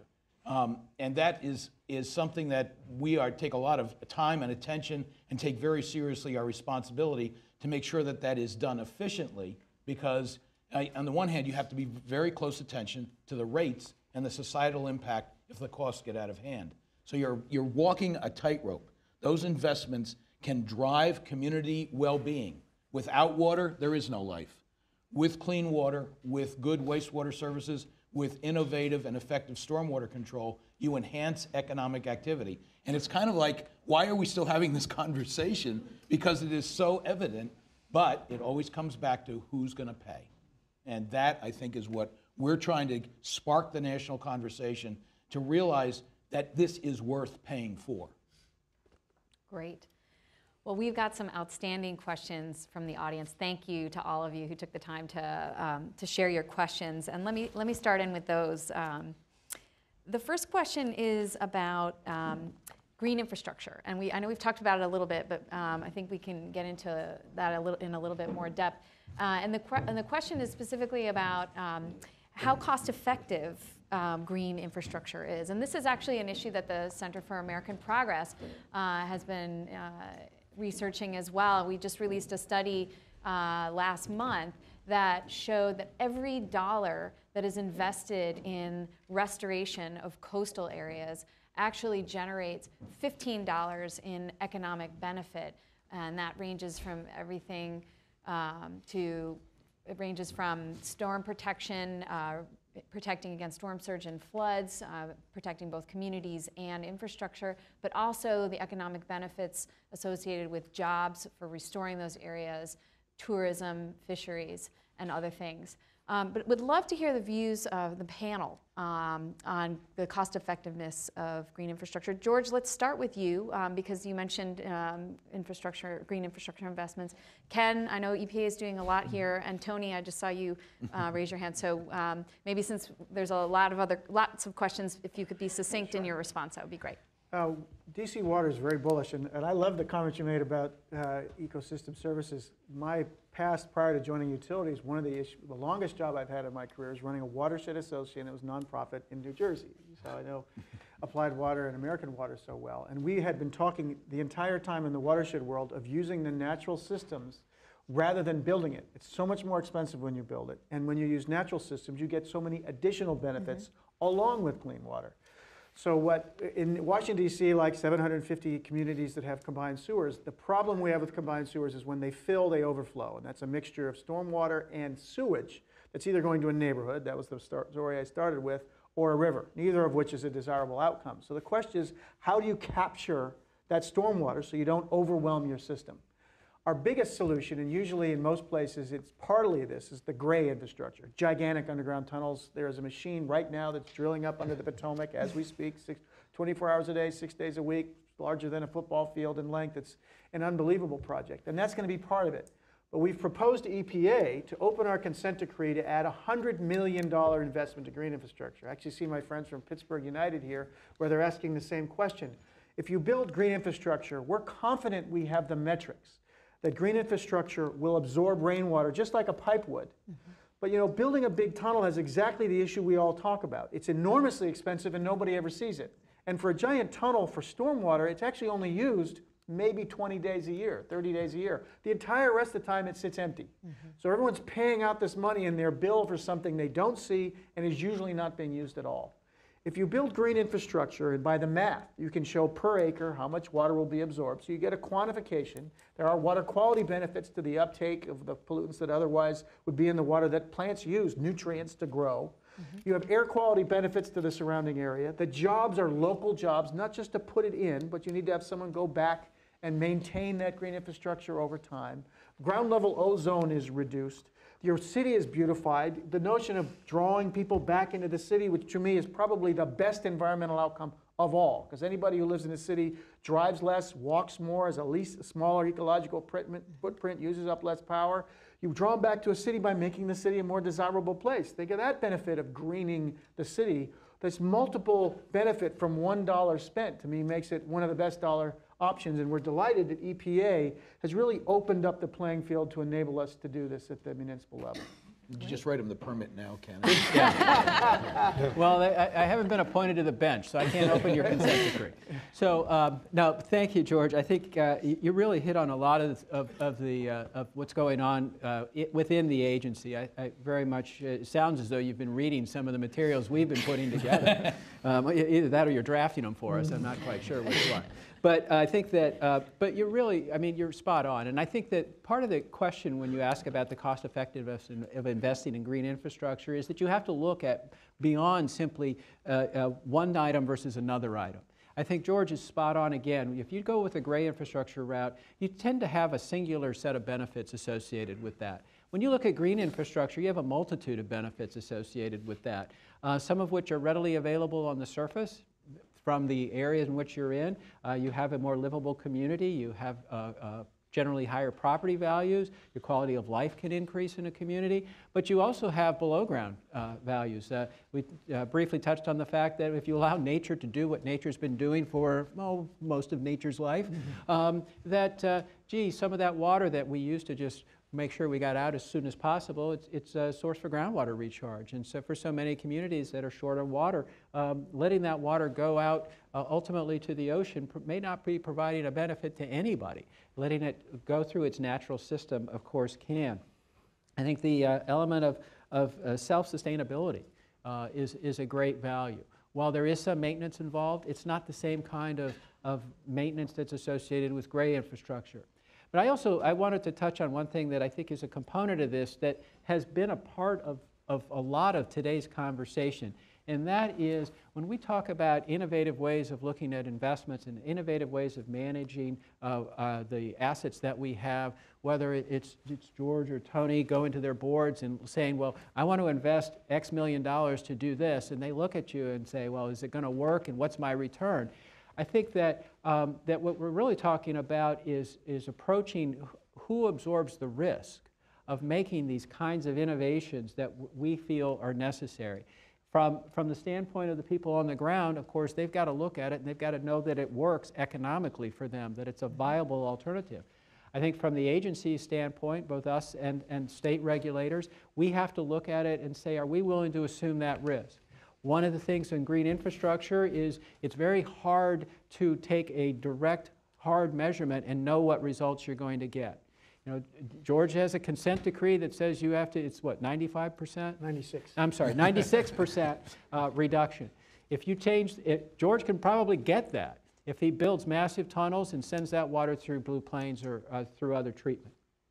If you go with the green infrastructure route, can you ensure that same result? So there has to be an element of risk that the agency has to be willing to take as it looks at the results that can come from green infrastructure. There's an element of risk from the utility that makes those investments. And I would also suggest that there needs to be an element of risk that has to be evaluated by the people that value that water quality, whether it's the environmental community, the conservation community, the people that fish, whether commercial or recreational. But people all have to balance this, and we have to be aware of it. We have to have that dialogue, and we have to make those decisions as informed and as best that we can. And so, you know, I think that that's just, it's been an element of a lot of today's discussion, but I just wanted to get it out there and acknowledge that that is a central element to all of these investment options. Great. Tony, you want to share your views on Yeah, green you know, I infrastructure? think green infrastructure obviously is something that is beneficial to the communities that we serve. I think every community is different. I mean, we all have a different story and a different purpose of what our challenges are and what green infrastructure means. I think, you know, in Cincinnati, what we did was we try to look at it from a standpoint of it doesn't have to be something that is sort of the low impact type of approach. It could be more of a big bang approach. And so there's investments that we're going to be making as a utility that we call direct impact investments on green infrastructure and sustainable infrastructure. And an example of that is that when we looked at our Lick Run project, we were able to meet the objectives of the consent decree, but we were able to do it at 50% cheaper than the gray solution. Mm-hmm. So from a cost benefit perspective, as Ken mentioned, you know, we're not only meeting the objectives of the consent decree, but we're building an asset that is bringing an amenity in to create the opportunity for private side investments and livable, walkable communities once we're done with that investment. But then there's opportunities to collaborate with other projects, and we call them enabled impact projects. Whether you're partnering with public school systems or you're partnering with the zoos or other major projects that are going on to deal with that development and from a stormwater management perspective, and partner with them to make sure that you are maximizing what they're doing and also benefiting the runoff that eventually is going to be tributary to an existing CSO. And then finally, the other impact or approach is what we would call inform and influence, where you're going to do projects partnering with communities and neighborhoods so that they understand the type of BMPs or management practices that you're trying to employ so that they can adopt it as a community and say, yeah, that makes sense, whether it's green roofs or whether it's vegetated swales. And when we took that inform and influence approach, it actually allowed us to get the support we needed from the community to do the bigger bang approach to resurface a stream that had been buried for 150 years and design in some water quality principles and features that ultimately was the project that was approved by EPA. So everybody has a different story. Everybody has a different situation. It's all based upon how much CSO volume you have, what is your control that you have to achieve under your consent decree, but it has an opportunity and it can create a new class of green jobs that can be beneficial to the communities that we serve. Great insights on the cost effectiveness of green infrastructure. We have two questions from the audience that focus on the need for greater investment in water infrastructure, and I'm going to throw them out together and maybe ask Ken and Mark to take a stab at these, and if other folks want to weigh in, that's great. The first question is, if water is so valuable and we are facing a crisis situation, why aren't we talking about the need for significant federal investment in the form of a Clean Water Trust Fund? The federal government is currently talking about reauthorizing the Highway Fund at $50 billion per year. Why not water? That's the first question. The second question is, almost all public-private partnerships are for treatment plants, yet most of the infrastructure needs are for pipes. How do we get the private sector to help fix the pipes? Okay. I'll take a stab at that. Okay. Before I let the regulator off the hook. So. Taking the second one first, the United States actually, in terms of public-private partnerships, lags behind the rest of the world, and Ed probably knows this better than I do, since we're totally North America-centered. But public-private partnerships, whether they be design, build, finance, operate, or concession, or any other structure, the investment in collection and distribution systems is pretty widespread. In the United States, I think there is, again, it's all part of breaking down these barriers. There's a concern about the, quote, loss of public control of the system. And I think that it's kind of a false fear. I think it's widely acknowledged that water should always be heavily regulated from both an environmental and an economic standpoint. Scarcity pricing of water is not a formula for a successful civilization. So with that as a given, I think there is an appetite for patient capital to go to work to address the collection and distribution systems. I think it has a lot to do, and then getting to that second aspect about the federal government, number one, last I looked, the federal government is not either of a mood or an ability to hand out large sums of money. And in fact, I think there is a lot of interest in public-private partnerships in the Congress and in the administration, precisely because they see how do you bring private capital instead of the traditional approach of let's get it from the taxpayer. Taxpayers could seed programs, they could incent, and there could well be a place for an infrastructure bank that deals with water as well. But at the end of the day, I think that getting to actual true cost of service is what we're slowly coalescing around, because we all face that issue. If our customers are really used to paying 20% of the real cost because federal grants or developer contributions or state funding built a lot, or we've been trading on infrastructure that was built in 1898 and it's come due, we need to recognize as a country that we have to start paying what it actually costs and not trying to stick it to the other guy.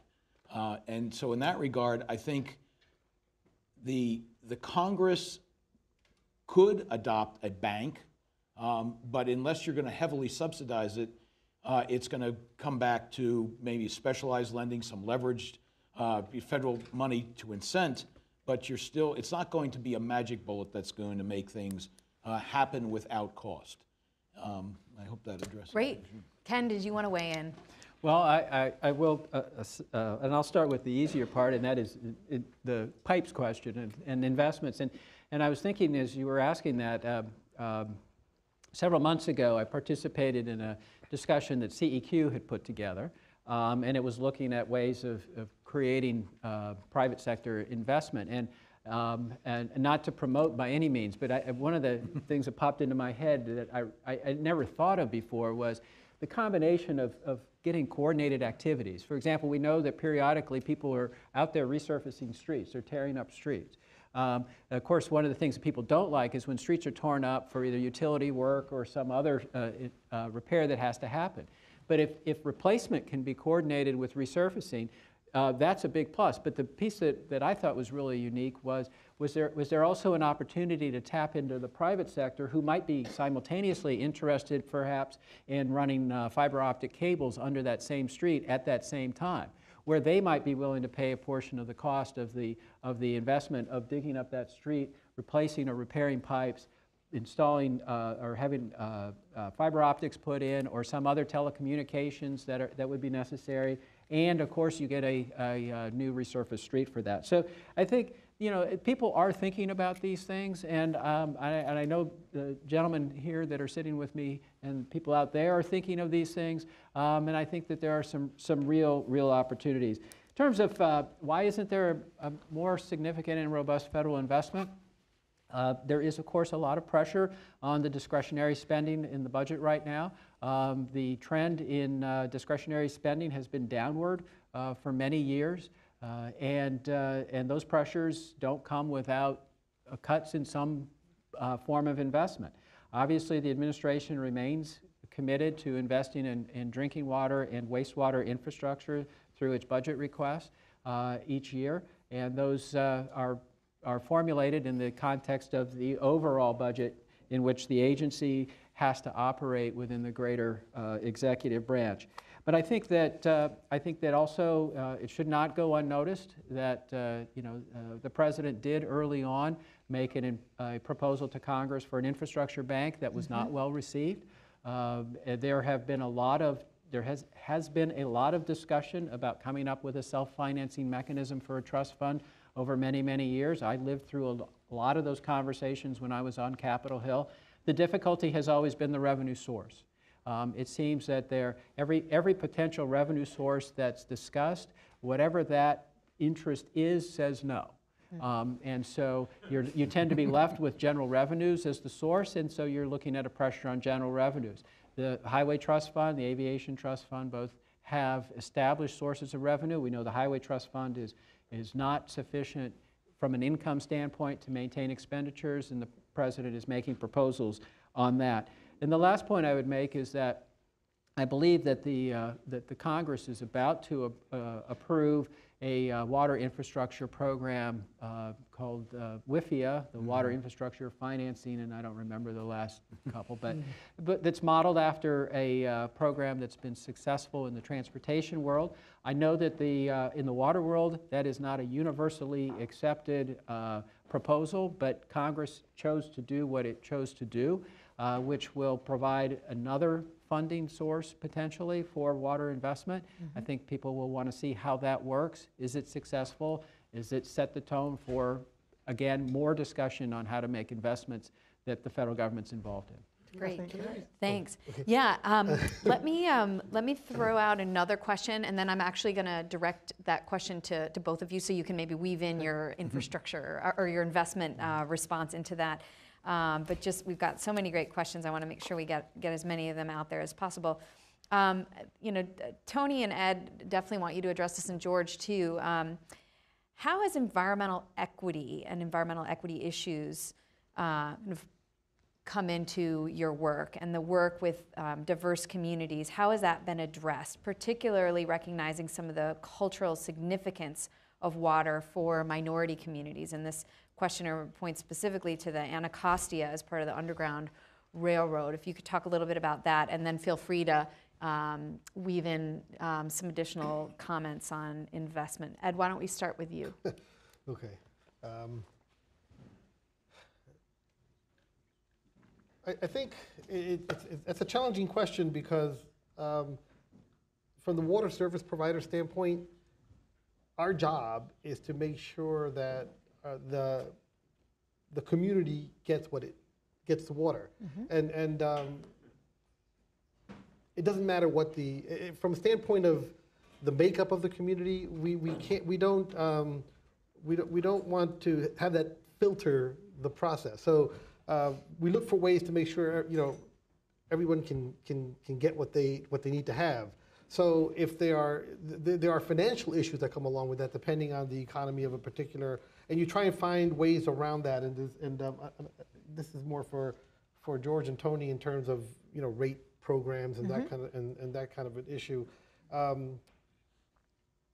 But from the provider standpoint, from the service provider standpoint,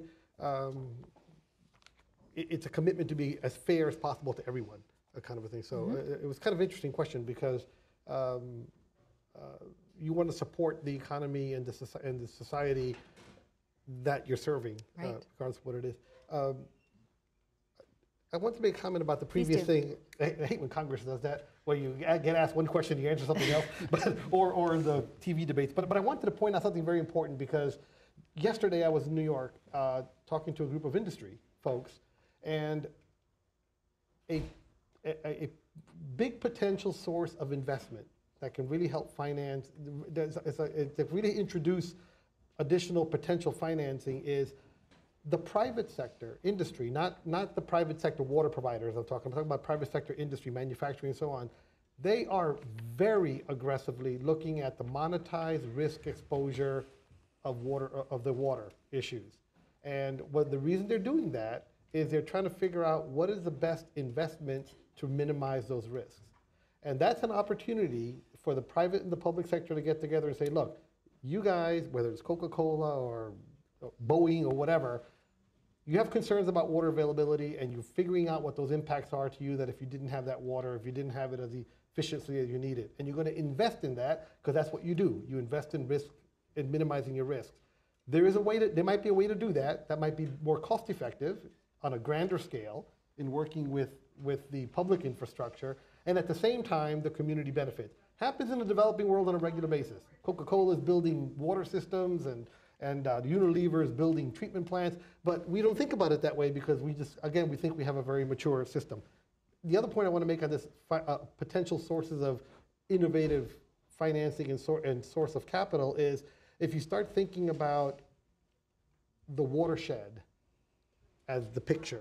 So you have treatment plants and supply plants and pipes crisscrossing, and over here there are farms, and over here there's industry, and everything is kind of feeding into a given watershed. If you start to think more holistically about the health of the watershed, then everyone kind of finds their place, and there might be investments that others are willing to do, irrigation practices or some other kind of approach, which indirectly reduces the load and the burden on a given finite gray infrastructure, and it might help maybe not necessarily feed money into that particular place, but alleviate some of the need for a certain amount of capital to offset a particular problem. You know, we operate treatment plants, and we're very concerned about the outflow of that pipe, and we monitor it, and we do what we can, and as we're doing that, around us, all this stuff is flowing into the river or the lake because of non-point source and surface runoff. And we have to kind of look at this big picture. You know, what is the best bang for the buck? Great. Thank you. Let me, I'll be very quick, but on the investment question, those of you who are asking about investment on the pipe side, I don't see that it's worth it for the big systems to spend a lot of time thinking of private investment taking over some ownership interest. It just causes more grief than is necessary, and we're very committed to public ownership. We have a tremendous amount of private investment in our system already through the municipal bond market. I mean, the largest and fastest growing part of our revenue stream is this, and our expenses are the money we pay out to bondholders who are long-term investors, mostly from the private sector. Where we seek the private sector and work with both of the companies that are here on the stage is when you're so deeply involved with delivering service to your place, it is hard to stick your head up and see what's the best out there from around the world. And that's what our private sector partners can deliver to us. I want to know what's the best in the world, and I just know what's going on out in K Street. So the question is, how can the private sector bring the best to deliver? We can have them do well by doing good, by paying them to bring that kind of knowledge to any one place. On the equity side, I think it's one of the most important issues that urban systems face. In Washington, D.C., in most cities, unfortunately, where the treatment facilities are located, where our big pump stations are located, where public works is located, is often in lower income neighborhoods. So not only have these neighborhoods not taken the benefit, they're often taking the consequence of a lot of the work that we do. So there's always been the challenge of these neighborhoods, plus those are often the last places where urban renewal, that's a lousy term, vitality is coming, like the Anacostia, which is, to me, not only a fairness question, they're also a huge part of our customer base and their potential labor force. So the reasons that we want to make sure that the expenditures we're making is benefiting the people we serve on an equitable basis, it's the right thing to do. It's also where our facilities are, and it's where the best job creation can implement. And then those are people who turn back around and support us when we go back and say, this is what we're seeking from you from terms of rate or the other support we need. So it's absolutely a primary goal of an urban system like ours to be very aware and sensitive to those questions. Thanks, George. Tony, can you tell us a bit about how you're dealing with equity issues in Cincinnati?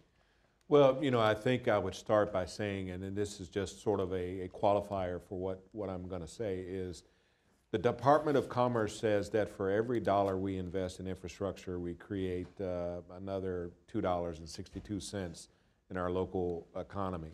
And for every job that we create about 3.6 additional jobs in our economy. So if that is true, I mean, when you think about the investments that we're making, and for example, in Cincinnati, we're saying then we're going to make a $3 to $4 billion investment over the next 20 years. So what is the return on that investment from a local economy perspective, and what is the return in terms of the jobs that are going to be created with the program that we do? Nationally, I think that, you know, water utilities are in a unique position. And I think that in Cincinnati we're in a unique position because collectively between water and wastewater, you know, we're investing about $300 to $400 million a year in our capital program. So from an equity perspective, I mean, we have to try to see how we can, number one, do projects that are going to benefit the community. We have to understand the job impact There's a lot of debate about how, what type of policy or what type of procurement guidelines need to be in effect to make sure that we are actually getting the outcomes that we're achieving, whether that's having apprenticeship programs or having local hire conditions in the procurement process. I mean, those things are being debated right now in Cincinnati. That is the policy debate. Is it legal to do it? Should we do it? I mean, so the question is we got to make sure that, you know, whatever we do is ultimately going to be a positive outcome for the communities that we're serving. And as George mentioned, a lot of the facilities and a lot of the projects that we're doing in the urban core systems with the combined sewer systems, we have a very, very serious issue with blighted property. And we have a very, very serious issue with vacant property. And so as we make investments, you know, what is the collaborative approaches that we need to take so that we are rebuilding those communities so that, you know, they're from a social justice perspective, we're making an investment that ultimately is going to 20 years from now or 40 years from now, when, you know, our children or our grandchildren look back and say, are we making the right investments? And, you know, from my perspective, that really is the true definition of sustainability, making the right investments at the right time to benefit a generation down the road. And so, you know, I think that, you know, as that debate continues about what is legal and what we should be doing, we have examples of other programs that are going on in San Francisco, for example, that's creating over 36,000 jobs in the rebuild of the water and the wastewater system.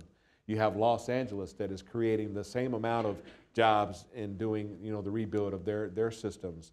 So when you put all of those together, we as utilities have the ability to make an enormous change to what's going on in the, from a social justice perspective, and what the return on that is for the communities that we serve. Fantastic. I think we have time for one more set of questions. There's actually a number of questions related to climate change, and I'm going to throw them out together. The first question, maybe George, I'll ask you to take a stab at, but others are welcome to address as well. What steps are water and wastewater utilities taking to disclose to their potential bond purchasers the financial risks of climate change? Another question, how are urban water utilities working with rural water utilities?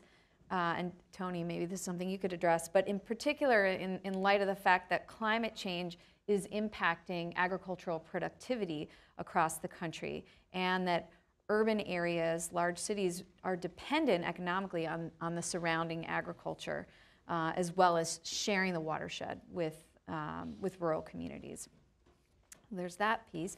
And then the last question, given the magnitude of probable impacts of climate change on water and wastewater utilities, what role are the utilities assuming in educating the Congress on the issue of climate change?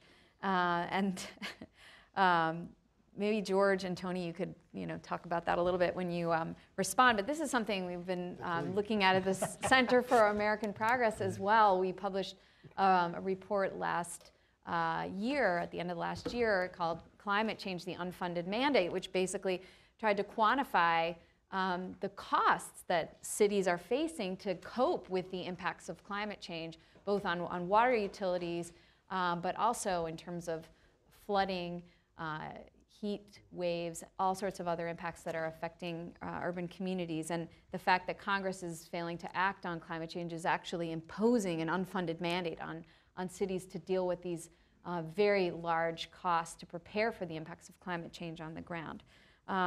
But why don't we, George, maybe you could talk a bit about the disclosure issue. Sure. Well, it's a fantastic question, and it allows me to go back to where I started, which was the story about that flood on Florida Avenue. It's interesting when you're in our role where we're operators. There's all sorts of debate goes on about climate change and the pros and cons. As a practical reality, in the street, we are seeing more extreme weather. Oh, yeah. I can put aside what the cause, what the science, it's the realities we see it. That flood that I mentioned early on was the fourth flood in 2012 of its kind. We never had 2 in any one year in the last 60 years, and we had 4 in 1 year. As anyone who runs a system knows, what extreme weather events mean is that the cycle of either drought or extreme rain is higher at either end. And you can have them both in the same year. And systems are at their worst and most expensive when you're dealing with extremes. You don't have enough or you have too much. We do really well if you know your quantities in the middle. So as the system goes to the edges, the costs are unbelievable. The project that we are now undertaking to solve that flooding problem in the center of Washington, D.C., costs us $700 million. $700 million, and all we're doing is expanding the capacity of a sewer system that's 100 years old to handle this enormous fluctuations. That's more money than D.C. will put in schools for the next 5 years for their capital program for one area of the city for one issue. Do we disclose this to our bondholders? Absolutely. In most of our systems, we also have treatment facilities, at least on the enriched water side, that are at the lowest part of the city, because you want all the flow to come to you as best as it can by gravity, so you don't have to spend money to pump it all the way down. But that means you're in the low point, the hydraulic low point, so the most risk to flooding is at Blue Plains. So we're building a 250-year flood wall at enormous expense to protect ourselves from a rising Potomac. Again, whatever the cause, it's rising, and so we're going to have to handle the consequence. We put out disclosure to our bondholders of the risks we see over time, but also the very aggressive steps we're taking to respond to those risks, because in fact, a lot of the money that we're seeking from our bondholders is in fact to solve the risk that we're disclosing in the very bond itself, which is these questions of extreme weather events. They're an enormous challenge on every front, but you do see it first in the water systems. Great. Tony, did you have anything you want to add to that? Well, as George said, obviously the investments that we're making, obviously we have to disclose, to our bondholders the issues of risk and climate change issues and how that impacts the operation of our facilities going forward. I think I would also want to kind of talk a little bit more about the piece that what are we doing with working with more rural or systems. And I think that when you think about the issues beyond just dealing with CSOs and the issues of dealing with phosphorus and nutrients and all of that, I mean, obviously that impacts us from a watershed perspective. From a watershed perspective, we cannot just isolate on the localized issue. We have to examine the entire watershed, and when you examine the entire watershed, you find that there are, other, what we could say, non-point source factors that contribute to nutrient control and those type of things. And so there's a lot of discussion about the investments that we're making. Are they really making a change and improving water quality? A lot of the CSO initiatives and the SSO initiatives are focused on E. coli and how do we reduce bacteria. But there's broader issues of nutrients where folks are really saying, are we really making a change in water quality, or are streams meeting water quality standards by making these billion-dollar investments? The answer to the question is that we're not meeting water quality standards once we make these billion-dollar investments. So what do we need to do about that as utilities? And I think that the conversation really needs to shift to more of a watershed approach. And how are we making investments that are not only dealing with E. coli or bacteria, but dealing with other nutrient issues that are really going to be, in the long term, better for the aquatic life in our streams and our rivers. And so we have to take a broader view, more of a watershed approach of planning, and whether that's the use of a model that is more of a sustainable approach, or a model that is more focused specifically on just water quality outcomes. That is the big issue that we have to collaborate on upstream in dealing with rural water agencies or dealing with the agricultural community to see how the ultimate impact is. And when we have these issues that we have to address, particularly with the pending or the discussion about future stormwater regulations focused on water quality for nutrients, we have to have a broader view of the investments we're making now, and will they all be working towards the common goal of improving water quality in the future. Great, thanks for that answer. I'm afraid we've run out of time, so we need to bring the conversation to a close. We didn't get to the question about how to educate Congress on the impacts of climate change. Ken, you're doing your part by, you and your colleagues across the federal government by releasing the National Climate Assessment last week, which actually is a report that is mandated by Congress. And so let's hope they act on it. I want to thank all of you in the audience for being with us here today and for sharing some excellent questions, and for those who are watching at home via webcast. I want to say that there's a great report that a lot of us have been referring to throughout the panel. It's called Invisible to Invaluable, which was prepared for this discussion. It's on the event website. And you can visit that website, The Value of Water, www.thevalueofwater.org, to get more information, to get the report and more information about the Value of Water campaign. I want to turn it over to Ben Grumbles now to close the discussion. I just want to say a few words of thanks to all of you. Glover Park Group, Meridian Institute, who was very instrumental in the formation and the ongoing work of this Value of Water Coalition. All of the dynamic panelists, national leaders in their own right. As Kathleen said, I want to direct all of you to the website, thevalueofwater.org. And the last thing is to simply remember this. When you hear the phrase, all water is local, don't just let the conversation stop there. The benefits are local, they transcend local. We as a country would not have a Clean Water Act or a Safe Drinking Water Act if it was just left there. It's local and more. And the best thing we can do as a coalition of public and private water leaders and organizations is to get out the information, have an effective public awareness campaign to help local leaders do more, to build new partnerships, and to invest in water's future. Thank you all so much. Enjoy the rest of Infrastructure Week and do your part. Thank you.